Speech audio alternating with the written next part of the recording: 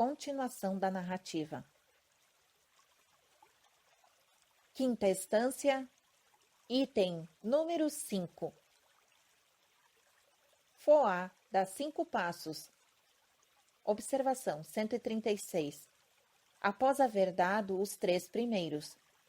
Continuação da narrativa. E constrói uma roda alada em cada um dos ângulos do quadrado para os 4 santos e seus exércitos. Observações comentadas do item 5, letra A.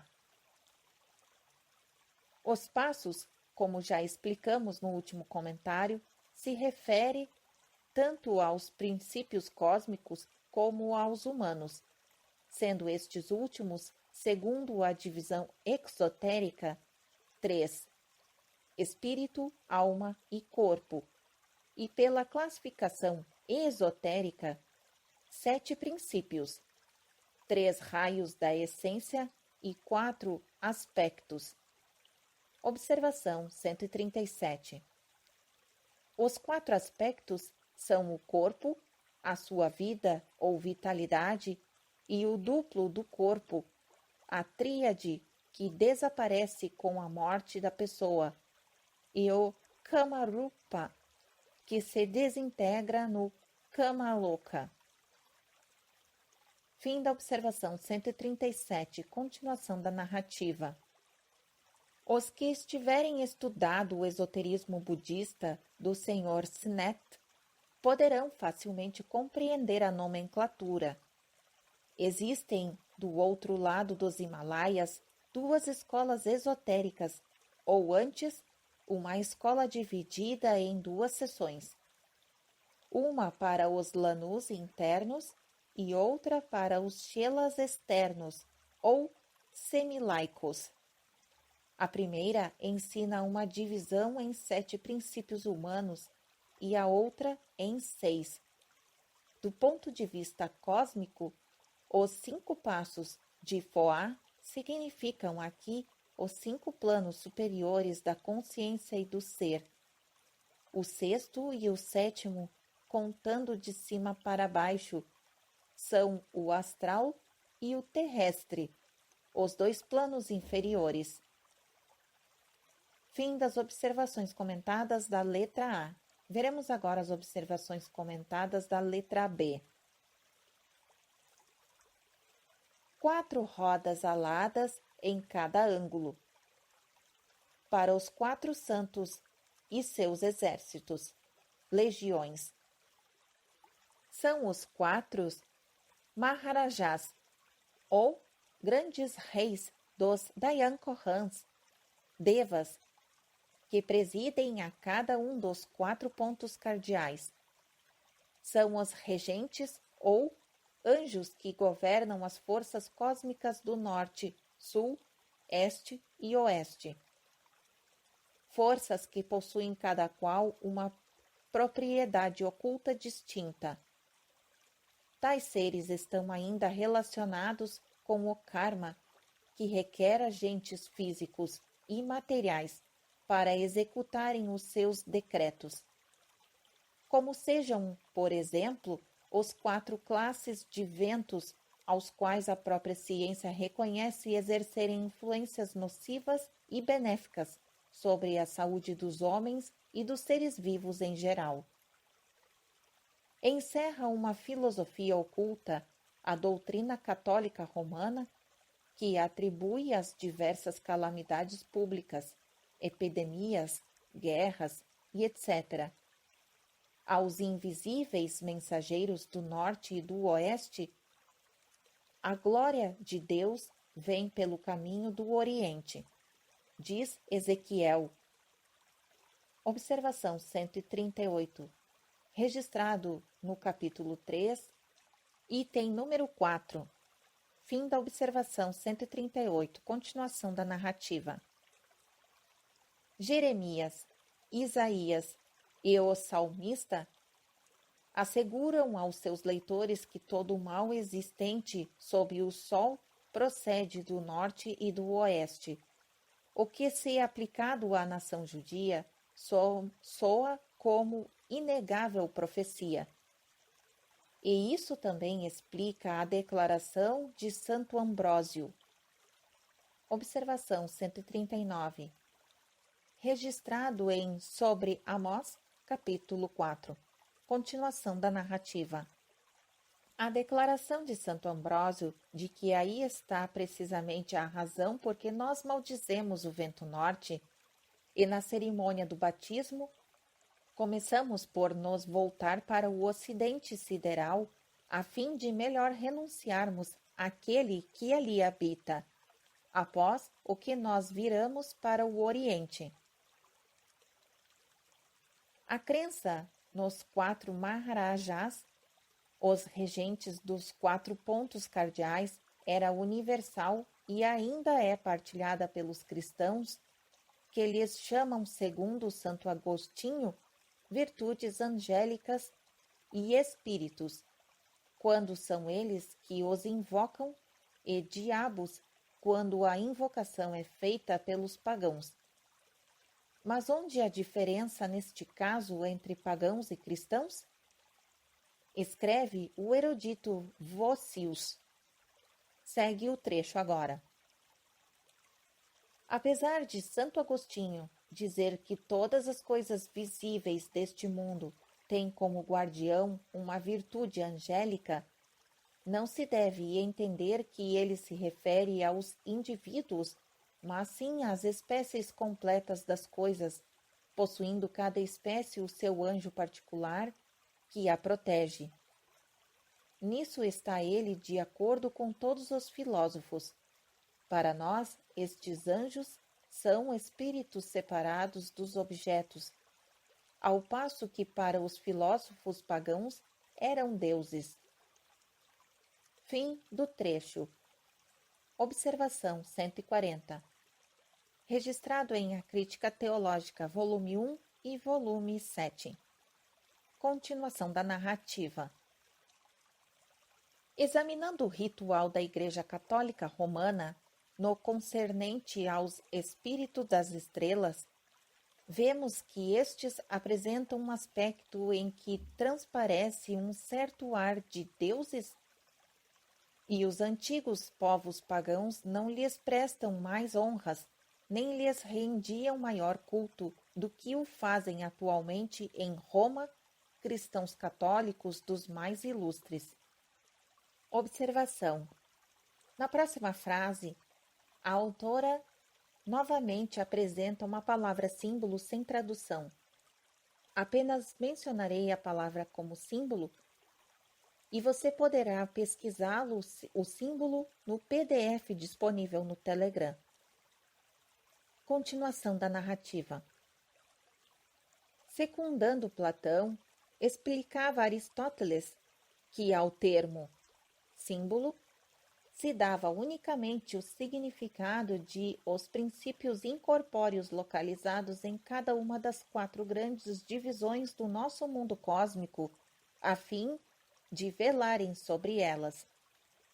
Assim, os pagãos não adoravam nem veneravam os elementos e os pontos cardeais imaginários, mais do que o fazem os cristãos, aos respectivos deuses que os governam é que eles prestavam o seu culto. Para a Igreja, há 2 espécies de seres siderais, os anjos e os demônios.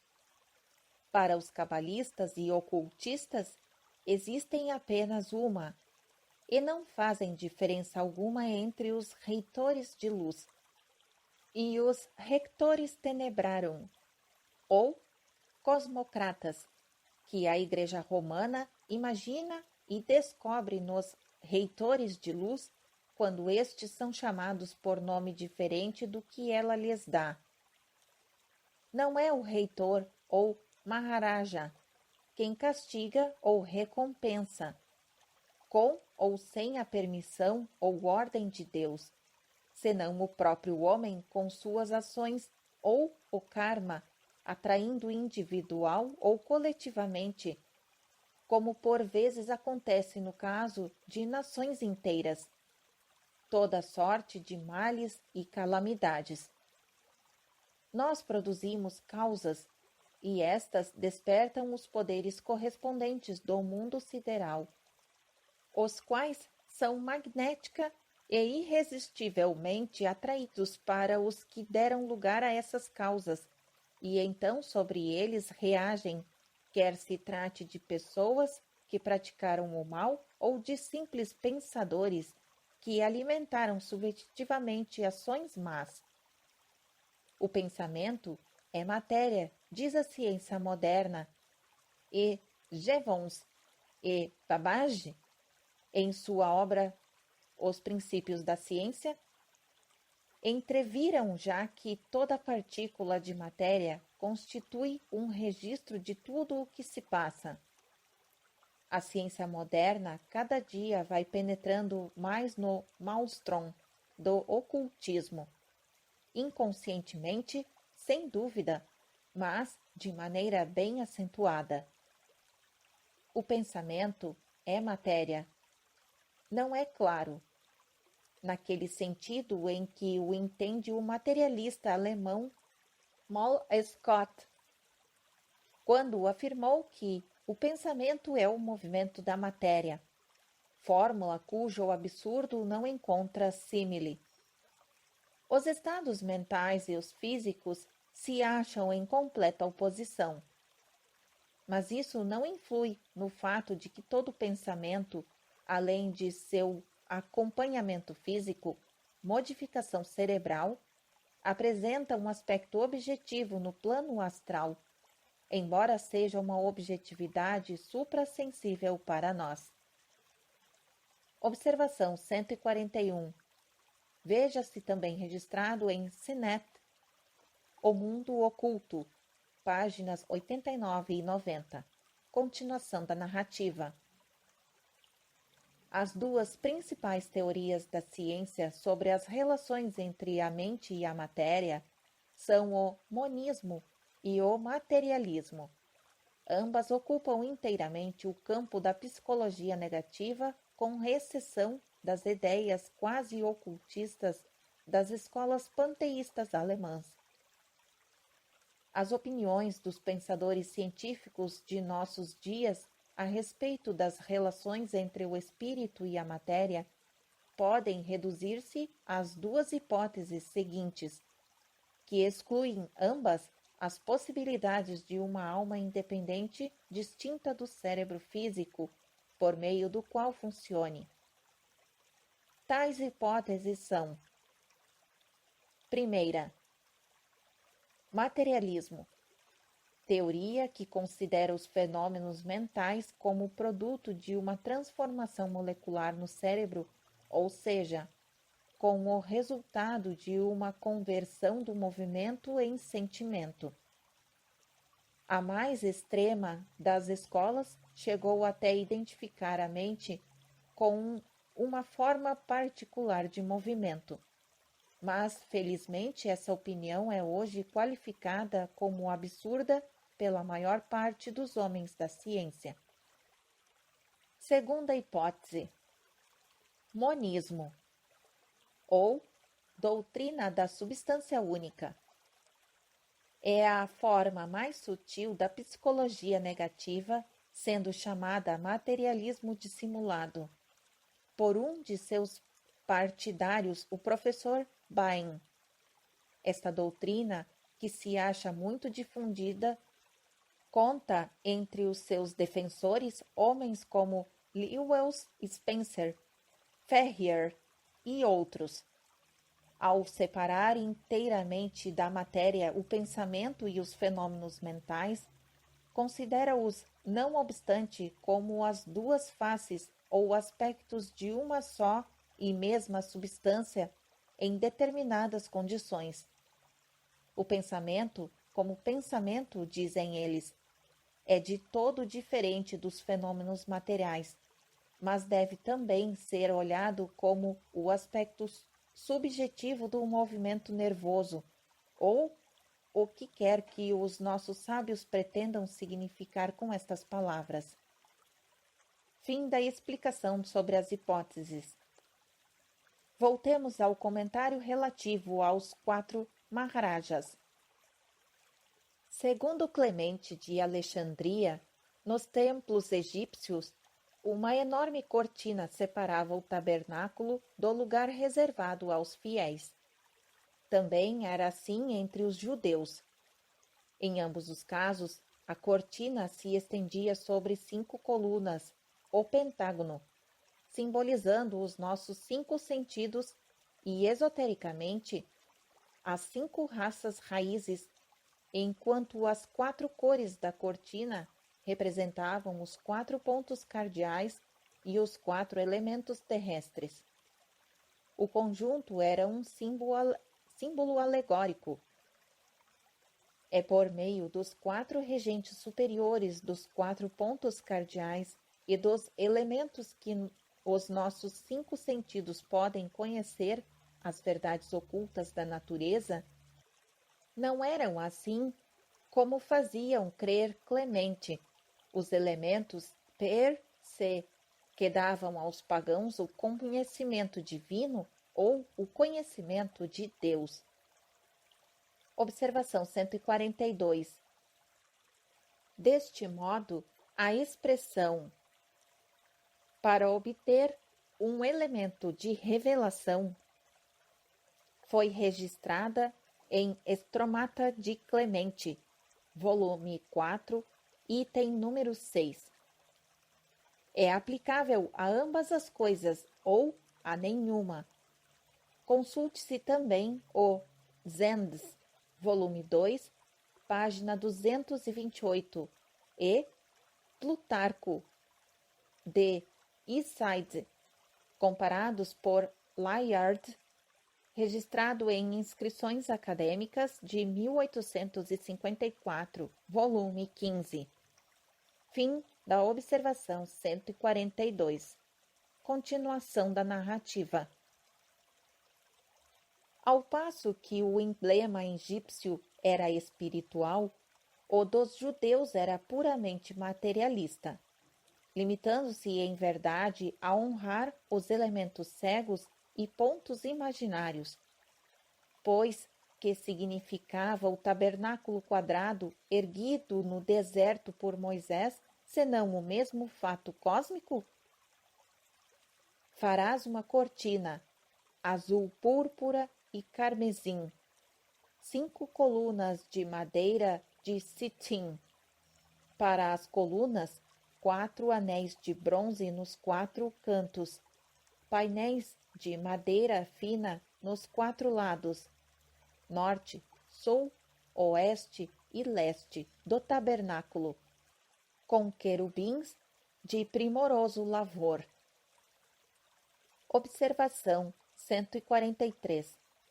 Registrado em Êxodo, capítulo 26 e 27. Fim da observação 143. Continuação da narrativa.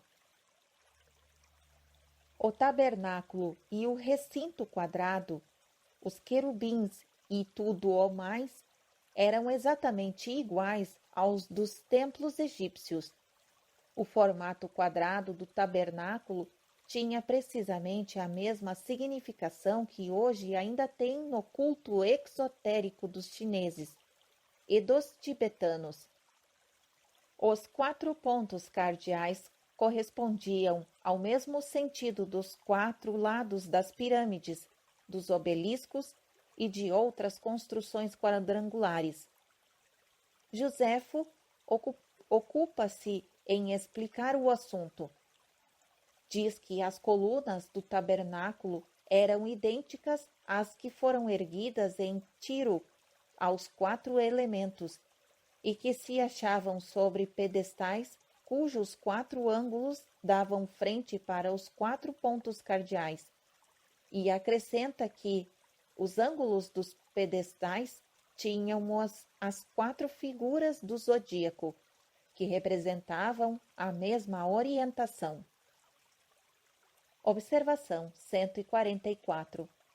Registrado por Joséfo em Antiguidades, volume 1, 8, nos capítulos 22. Fim da observação 144. Continuação da narrativa.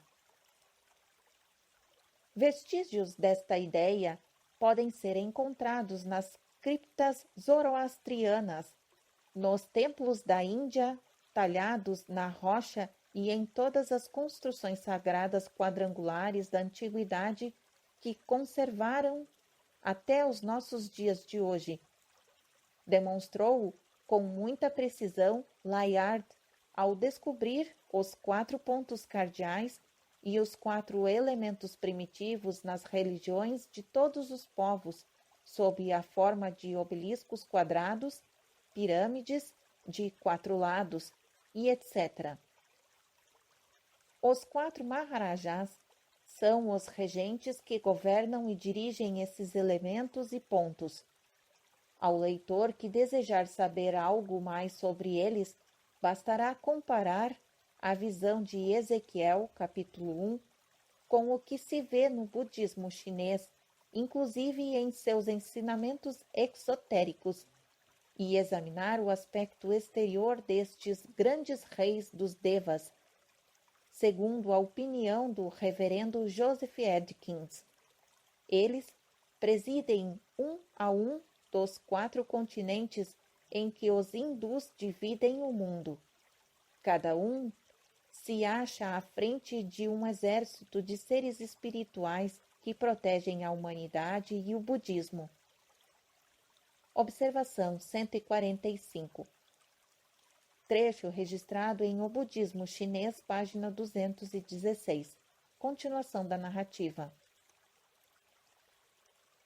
Ressalvado o favoritismo em relação ao budismo, é essa precisamente a missão dos 4 seres celestiais. Note-se, porém, que os hindus dividem o mundo em 7 continentes, tanto exotérica como esotericamente, e que os seus devas cósmicos são em número de 8, presidindo as 8 direções do vento e não aos 4 continentes. Os 4 são os protetores do gênero humano e também os agentes do karma na Terra, enquanto os Lipika se interessam pela humanidade futura. Ao mesmo tempo, aqueles são as 4 criaturas viventes que se assemelham ao homem, na visão de Ezequiel, e que os tradutores da Bíblia chamam querubins, serafins e etc. E os ocultistas, globos alados, rodas flamígeras, sendo conhecidos no panteão hindu sob diversos outros nomes. Todos esses Gandharvas, ou suaves cantores, os Asuras, os Kinnaras e os Nagas, são descrições alegóricas dos 4 Mahajaras. Os serafins são as serpentes de fogo do céu, que vemos em uma passagem na qual se descreve o Monte Meru como a exalada massa de glória, a venerável mansão favorita dos deuses e dos cantores celestes, até onde não podem chegar os homens pecadores, porque se acha sob a guarda das serpentes. São denominadas os Vingadores e as Rodas Aladas. Explicando assim o seu caráter e a sua missão, vejamos o que a respeito dos querubins dizem os intérpretes cristãos da Bíblia. A palavra significa em hebreu a plenitude do conhecimento. Chamavam-se assim estes anjos por causa do conhecimento extraordinário que possuíam, sendo-lhes por isso atribuída a tarefa de punir os homens que se arrogavam o conhecimento divino.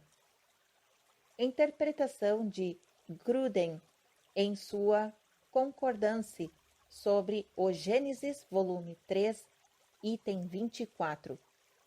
Ora, por vaga que seja a informação, mostra isso que os querubins colocado à porta do jardim do Éden após a queda, sugeriu aos veneráveis intérpretes a ideia de que o castigo se relacionava com a ciência proibida ou conhecimento divino, conhecimento que geralmente acarreta outra queda, a dos deuses ou de Deus, na estima do homem.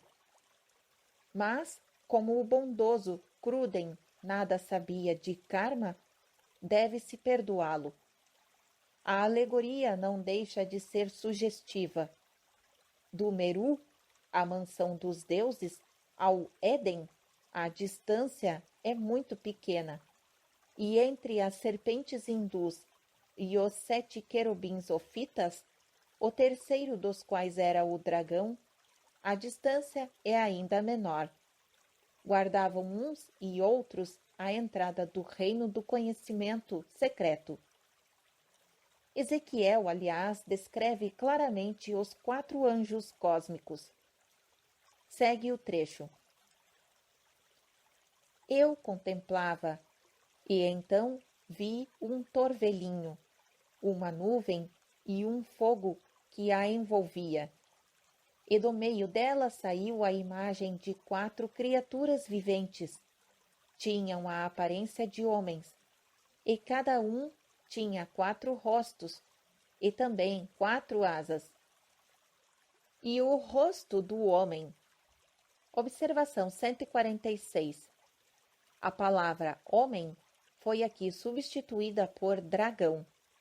Compare-se com os espíritos ofitas, os anjos reconhecidos pela Igreja Católica Romana, que correspondem a essas caras, eram entre os ofitas o dragão, Rafael, o leão, Miguel, o touro, o boi, Uriel, e a águia, Gabriel. Os 4 anjos acompanham os 4 evangelistas e preludiam os evangelhos. Fim da observação 146, continuação da narrativa. E a cara de leão, e a cara de boi, e a cara de águia. E quando eu olhava as criaturas viventes, eis que surgiu uma roda sobre a terra, para cada um dos seus 4 rostos, como se fosse uma roda no meio de outra roda, pois o espírito da criatura vivente estava na roda. Observação 147. Registrado em Ezequiel, capítulo 1. Continuação da narrativa. Fim do trecho. Continuação da narrativa. Há 3 grupos principais de construtores e outros tantos dos espíritos planetários Elipica, subdividindo-se cada grupo, por sua vez, em 7 subgrupos. E impossível, mesmo em uma obra tão extensa como esta, entrar no exame minucioso dos 3 grupos principais, o que exigiria um volume a mais. Os construtores são os representantes das primeiras entidades nascidas da mente, e, portanto, dos primitivos Rishis Prajapats, e também dos 7 grandes deuses do Egito, dos quais o chefe é Osíris, dos 7 Aham-Haspendes, dos zoroastrianos, com os Muds à frente, dos 7 espíritos da face, dos 7 Sephiroths separados da primeira tríade, etc. e etc. Observação 148. Os judeus, com exceção dos cabalistas, não possuindo nomes para designar o Oriente, o Ocidente, o Sul e o Norte, exprimiam a ideia com palavras que significavam adiante, atrás, à direita, à esquerda, e frequentes vezes confundiam esotericamente estes termos, tornando assim ainda mais obscuros os véus da Bíblia e mais difíceis a sua interpretação. Acrescente-se o fato de que, entre os 47 tradutores da Bíblia na Inglaterra, no tempo do rei Jaime I, só 3 compreendiam o hebreu, e 2 deles morreram antes de concluída a tradução dos Salmos. Trecho registrado pela Royal Masonic. E facilmente se compreenderá quão pouca é a confiança que pode inspirar a versão inglesa da Bíblia. Nesta obra, seguimos geralmente a versão católica romana de Douay. Fim da observação 148. Continuação da narrativa. Eles constroem, ou melhor, reconstroem cada sistema após a noite? O segundo grupo dos construtores é o arquiteto de nossa cadeia planetária, inclusivemente o terceiro e o progenitor de nossa humanidade, o protótipo macrocósmico do microcosmos. Os espíritos planetários são os espíritos que animam os astros em geral e os planetas em particular. Regem os destinos dos homens nascidos sob uma ou outra de suas constelações. Segundo o terceiro grupo, que pertencem aos outros sistemas, desempenham idênticas funções e todos regem vários departamentos da natureza. No panteão hindu esotérico, são as divindades guardiãs que presidem aos 8 rumos da bússola, os 4 pontos cardeais e os 4 intermediários, e são chamadas Lokapalas, sustentadores ou guardiões do mundo, em vosso cosmo visível, cujos chefes são Indra, Oriente, Yama, Sul, Varuna, Oeste, e Kuvera, Norte. Os seus elefantes e as suas esposas pertencem naturalmente à fantasia e às ideias ulteriores, embora tenham todos uma significação oculta. Os Lipika, de que demos uma descrição no 6º parágrafo do comentário da Estância 4, são os espíritos do universo, ao passo que os construtores são apenas as nossas próprias divindades planetárias. Os primeiros pertencem à parte mais oculta da cosmogênese, sobre a qual nada podemos dizer aqui.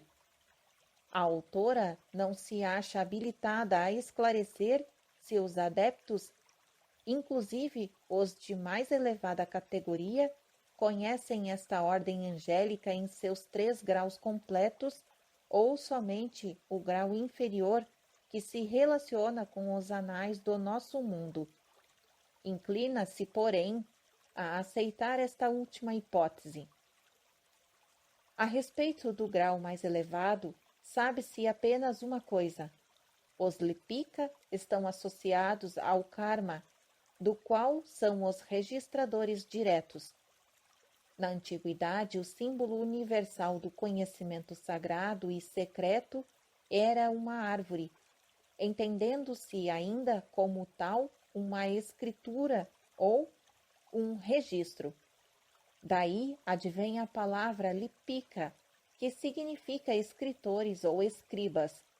Os dragões, símbolos da sabedoria, que guardam as árvores do conhecimento, o pomo áureo das Hespérides, as árvores frondosas e a vegetação do Monte Meru, guardadas por serpentes. Juno, dando a Júpiter no dia do seu casamento uma árvore com um fruto de ouro, é outra forma de Eva oferecendo a Adão a maçã da árvore do conhecimento. Fim do item número 5. Continuação da narrativa.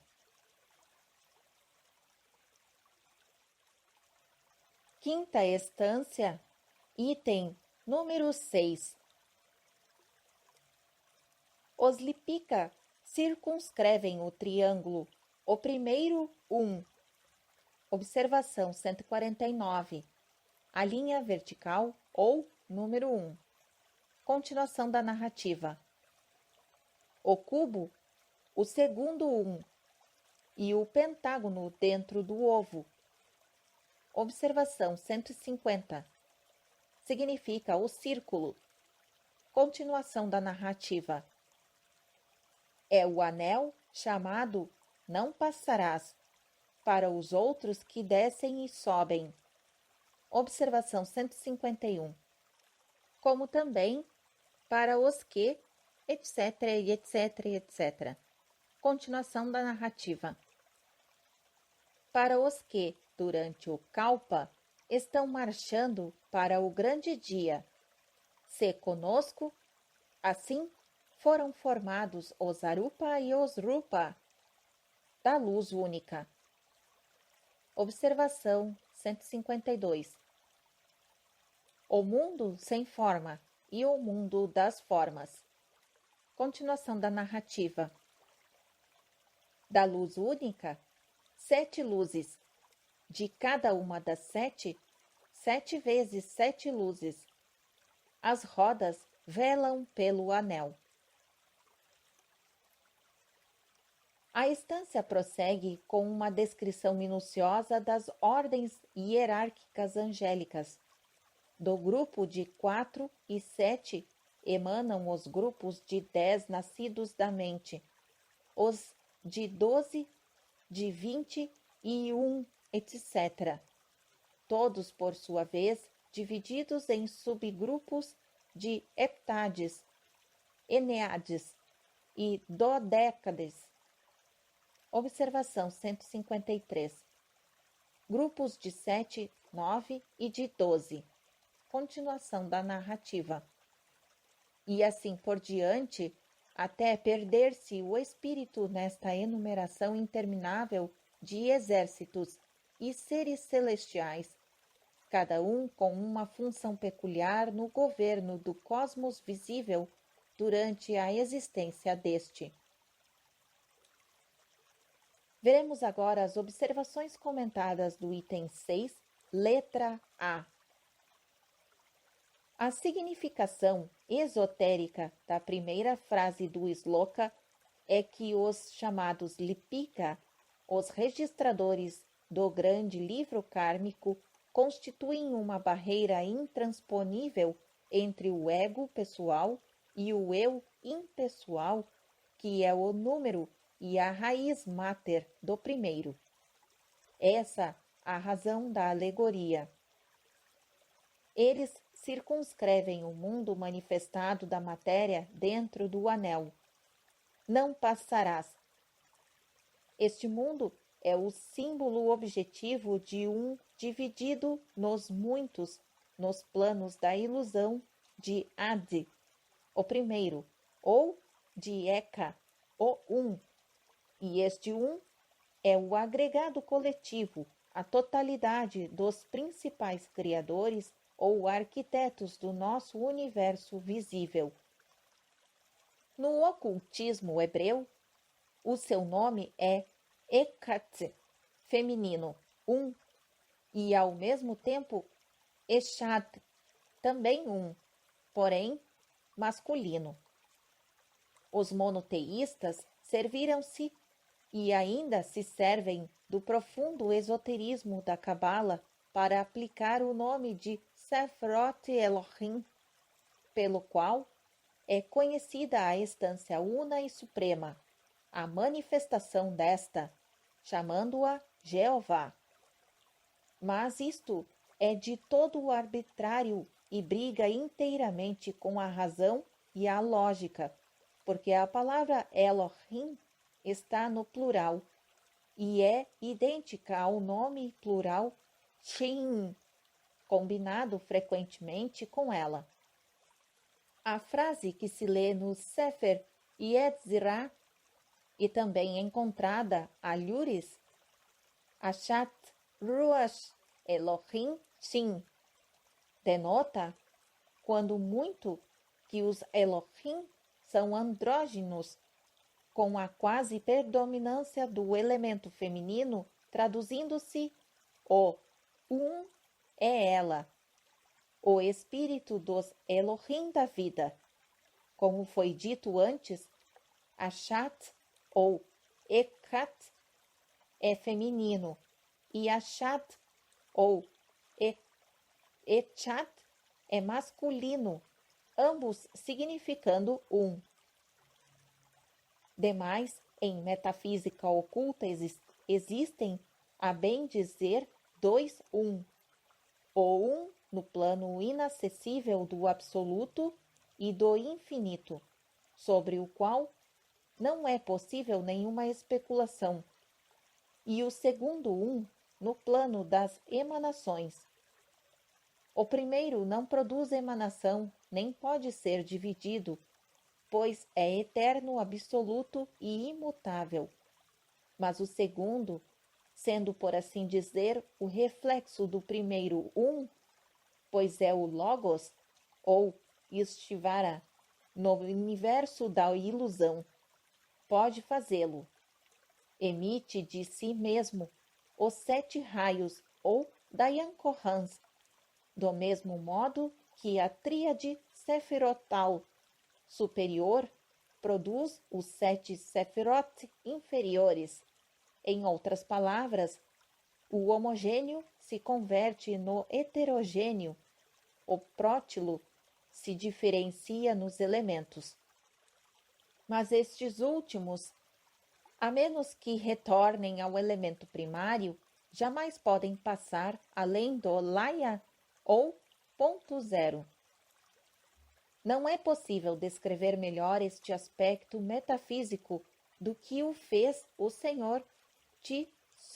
Rao em suas conferências sobre o Bhagavad Gita. Segue agora um trecho do texto. Mula Prakrit, o véu de Paranabrahman, atua como energia una através do Logos ou Ishvara. Pois bem, para Brahmanan é essência única da qual emana um centro de energia, a que darei por enquanto o nome de Logos. É chamado Verbo pelos cristãos, e é o Christus divino, que está eternamente no seio do Pai. Os budistas o chamam Avalokiteshvara. Em quase todas as doutrinas se formulou a existência de um centro de energia espiritual inato e eterno que existe no seio de Parabrahman, durante o Pralaya, que surge como centro de energia consciente por ocasião da atividade cósmica. Fim do trecho. Observação 154. Registrado em A Teosofia, em fevereiro de 1877, página 303. Continuação da narrativa. Porque, como disse o conferencista inicialmente, para Brahman não é isto nem aquilo, nem sequer é a consciência, pois não pode ser relacionado com a matéria, nem com o que quer que seja de condicionado. Não é nem o eu, nem o não eu, nem mesmo Atma, mas, em verdade, a fonte única de todas as manifestações e modos de existência. Assim, na alegoria, os Lipika separam o mundo, ou plano, do espírito puro do mundo da matéria. Os que descem e sobem, as mônadas que encarnam e os homens que aspiram à purificação, que sobem, mas que ainda não alcançaram a meta, só poderão transpor o círculo não passarás quando chegar o dia, se conosco, aquele dia em que o homem, libertando-se por si mesmo dos laços da ignorância e reconhecendo plenamente a não separatividade do ego que está dentro de sua personalidade, erroneamente considerada como ele próprio, em relação ao eu universal, anima supramundi, emerge na essência una para tornar-se não somente como conosco, as vidas universais manifestadas, que são uma vida, mas esta mesma vida. Vê-se aqui novamente que, astronomicamente, o anel não passarás, traçado pelos Lipika em torno do triângulo do primeiro do cubo do segundo e do pentágono, circunscrevendo estas figuras, contém os símbolos 3, 1, 4, 1, 5, ou seja, o coeficiente usado constantemente em matemática para exprimir o valor de π, substituídos os algarismos pelas figuras geométricas.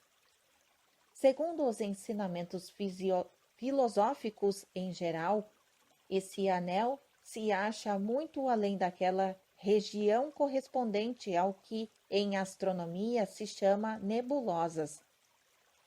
Mas semelhante conceito é tão errôneo quanto o da topografia e das descrições contidas nos Puranas e em outras escrituras exotéricas a respeito de 1008 mundos dos firmamentos e dos mundos Devaloka. Há, sem dúvida, tanto pelos ensinamentos esotéricos como pelos profanos e científicos mundos, a distâncias de tal modo incalculáveis que a luz do mais próximo, chegando neste momento até os nossos modernos caldeus, pode haver partido de sua fonte muito tempo antes do dia em que se pronunciaram as palavras. Que a luz se faça, mas aqueles mundos não pertencem aos Devaloka, e sim ao nosso cosmos. O químico vai até o ponto zero, ou laya, do plano material que está ao seu alcance e aí se detém. O físico e o astrônomo fazem cálculos até bilhões de léguas além das nebulosas, mas também se detém. Já o ocultista semi-iniciado imaginará este ponto laya como situado em algum ponto que, se não é físico, é, no entanto, concebível pelo intelecto humano. Mas o iniciado perfeito sabe que o anel não passarás não é uma região, não pode ser medido em termos de distância, senão que existe no absoluto e no infinito.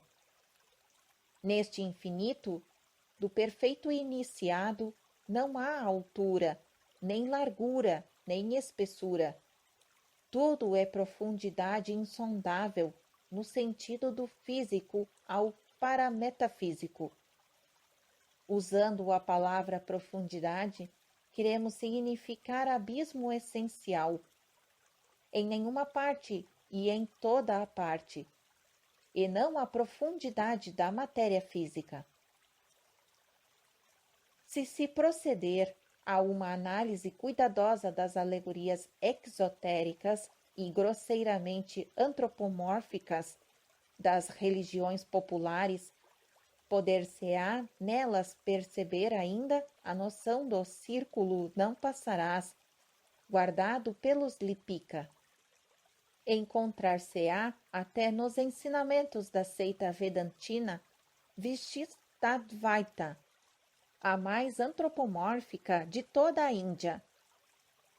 Ver-se-á aí que a alma libertada, depois de ter alcançado o moksha, estado de bem-aventurança, que significa liberação de bandha, ou da escravidão, desfruta a felicidade em uma região denominada Paramapada, que não é material, mas está constituída por Sudaliatva, a essência de que é formado o corpo de Ishvara, o Senhor. Ali, os muktas ou jivatmas, mônadas que alcançaram o moksha, não mais estarão submetidos às contingências da matéria nem do karma. Se, porém, o desejarem com o objetivo de fazer bem ao mundo, poderão encarnar-se na Terra. Observação 155.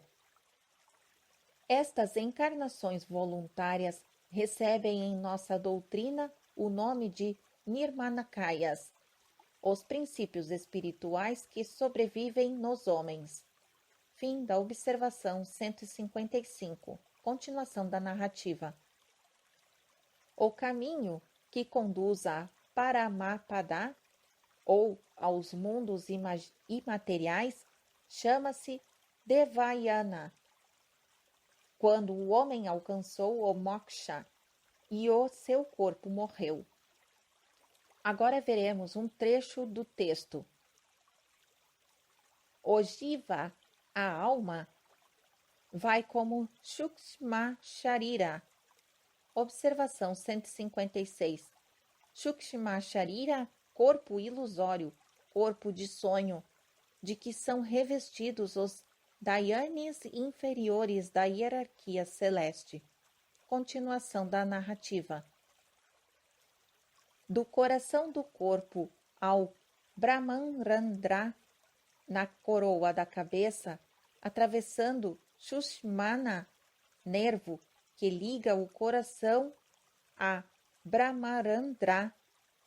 Então, Jiva passa através do Brahmandra e vai à região do Sol, Surya Mandala, por intermédio dos raios solares. Depois entra por uma mancha negra do Sol em Paramapada. O Jiva é guiado em seu caminho pela sabedoria suprema adquirida mediante o Yoga. Observação 157. Compare-se este princípio esotérico com a doutrina gnóstica de Pistis Sophia, conhecimento-sabedoria, em que se apresenta Sophia Ashmot como perdida nas águas do caos, matéria, quando se encaminha para a luz suprema, os Cristos libertando-as e ajudando-a a reencontrar a senda. Considere-se que entre os gnósticos Cristos significava o princípio impessoal, o Atma do universo e o Atma dentro da alma de cada homem, e não Jesus, se bem que no velho manuscrito copto do Museu Britânico a palavra Christos se acha substituída por Jesus e por outros termos. Fim da observação 157. Continuação da narrativa. O Jiva prossegue assim até o Paramapada, com o auxílio dos Adivaikas, portadores durante o trânsito, conhecido pelos nomes de Arki, Arhas, Aditya, Parajapats e etc. Os Arkis, etc., que aqui se mencionam, são certas almas puras, etc., etc. Observação 158.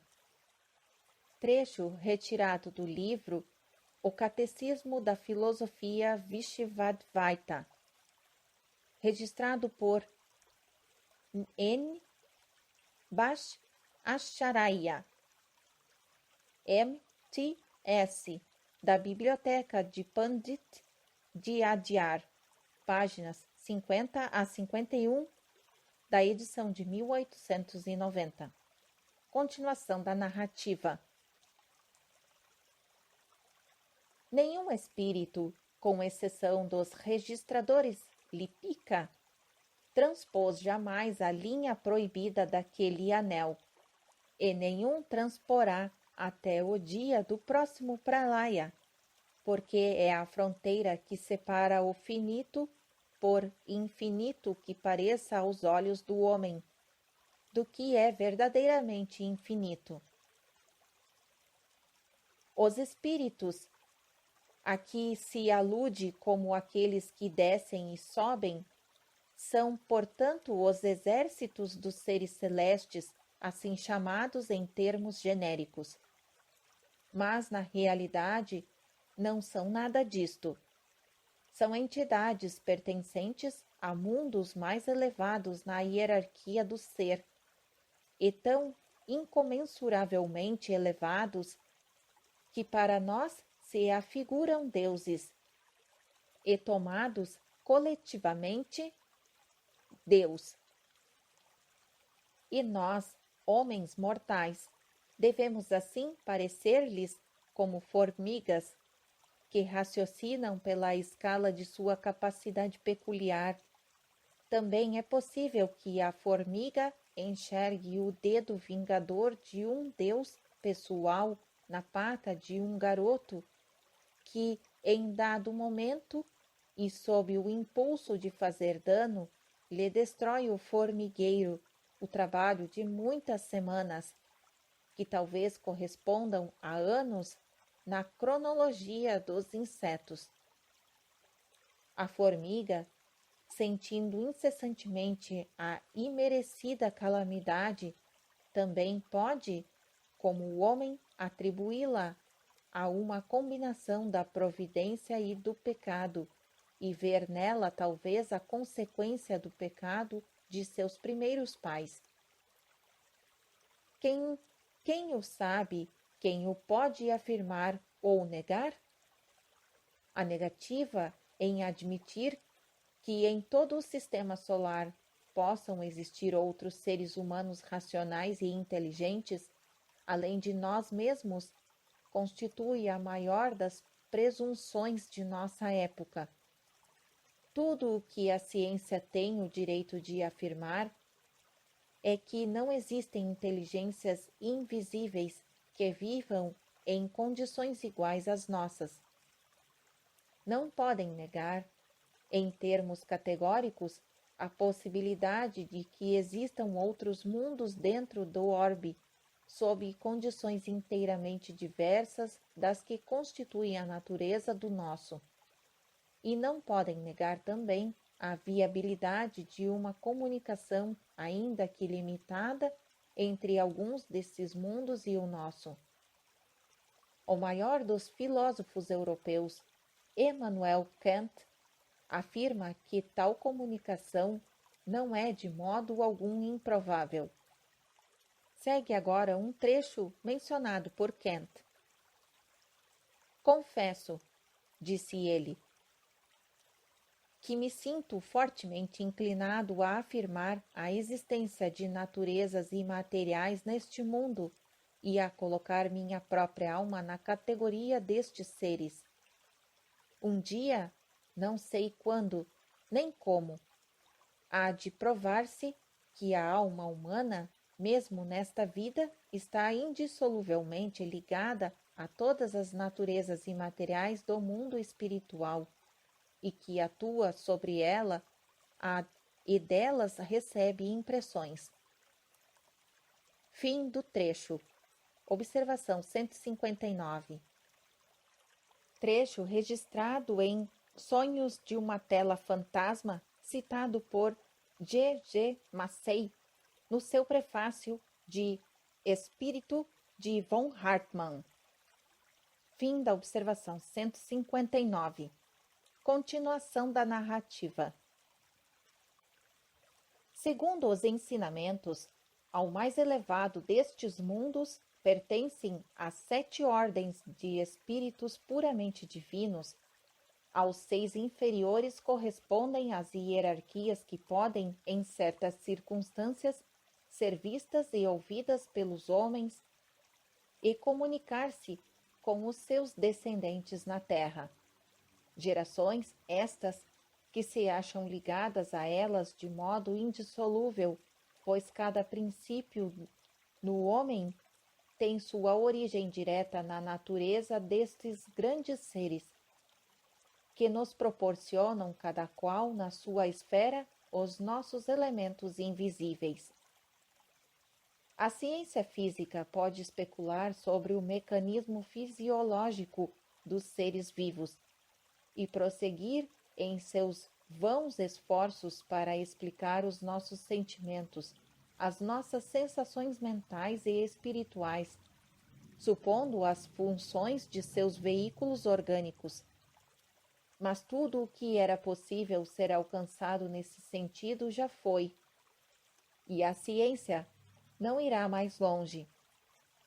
Encontra-se em um beco sem saída, diante de um muro em que imagina inscrever grandes descobertas fisiológicas e psíquicas, quando estas últimas, como se verá depois, não passam de teias de aranha urdidas pela fantasia e ilusão científicas.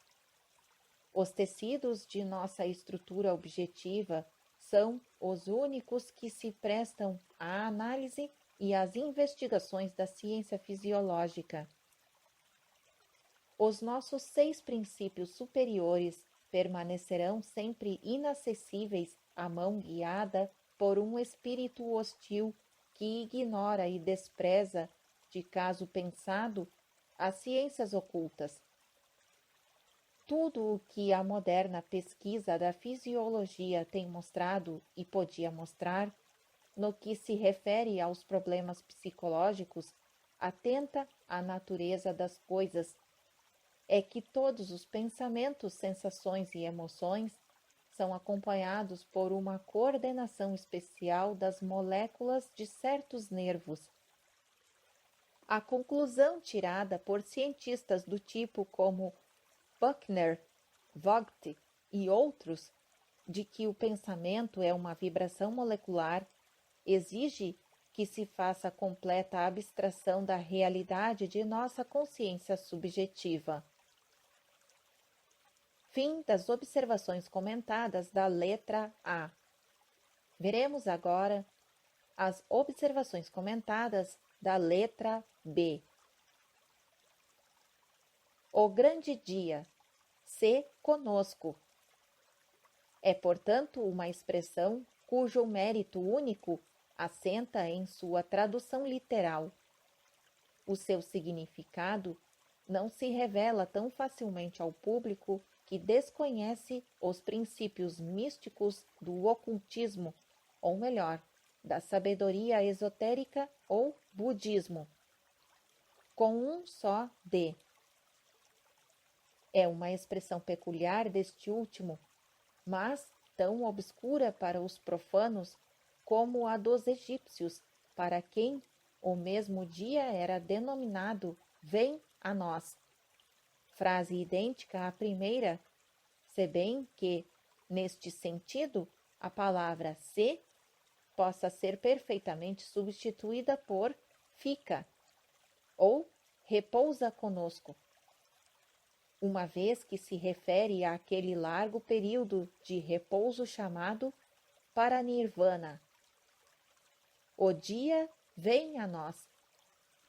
É o dia em que Osíris disse ao sol: Vem, eu o vejo reencontrando o sol no Amenti. Observação 160. Registrado em O Livro dos Mortos por Paul Piert, capítulo 17, página 61.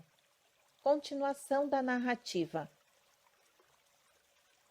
O sol, aqui, representa o Logos, ou Christus, ou Horos, como essência central, sinteticamente, e como essência difusa de entidades irradiadas, diferentes em substâncias, não em essência. Conforme disse o autor das conferências sobre o Bhagavad Gita, não se deve supor que o Logos seja um centro único de energia manifestada por Parabrahman. Existem outros, e o seu número é quase infinito no seio de Parabrahman. Daí as expressões o dia do vem a nós, o dia do se conosco, etc, etc. Assim, como o quadrado é o símbolo das 4 forças ou poderes sagrados, o tetractis, do mesmo modo, o círculo mostra o limite no seio do infinito que nenhum homem pode transpor, nem mesmo em espírito, como também nenhum Deva ou Dayankorans. Os espíritos dos que descem e sobem durante o curso da evolução cíclica só cruzarão o mundo rodeado de ferro no dia em que se acercarem do limiar de Paranirvana. Se o alcançarem, repousarão no seio do Parabrahman ou nas trevas desconhecidas, que para todos eles se tornarão em luz durante todo o período de Mahapralaya, a grande noite, ou seja, durante os 311,040 trilhões de anos de absorção de Brahman. O dia do Se Conosco é este período de repouso ou Paranirvana. Corresponde ao dia do juízo final, que infelizmente tão materializado foi na religião dos cristãos. Observação 161. Para outras informações sobre esta expressão peculiar, o dia do Se Conosco, veja-se também em Os Egípcios e os Rituais Funerários, pelo Visconde de Rouget. Fim da observação 161. Continuação da narrativa.